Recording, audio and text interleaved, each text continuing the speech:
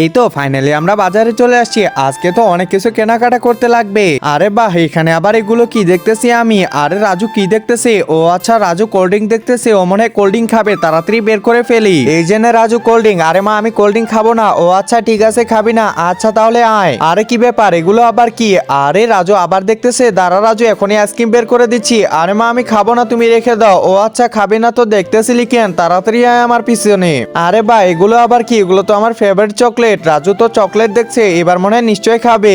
এই যে নে চকলেট। আরে মা, আমি তো চকলেট খাবো না। আচ্ছা ঠিক আছে, দাঁড়া, এই যে ছোটটা নে। ও আচ্ছা, ছোটটা দিচ্ছ, তাহলে ঠিক আছে। বন্ধুরা, তোমরা বলে যাও, তোমরা শয়তানকে ভালোবাসো নাকি তোমার মাকে ভালোবাসো? যদি মাকে ভালোবাসো তাহলে ভিডিওটিতে লাইক করে দিয়ে সাবস্ক্রাইব করে দাও। আর যদি এটি না করো, আমি মনে করবো তোমরা শয়তানকে ভালোবাসো।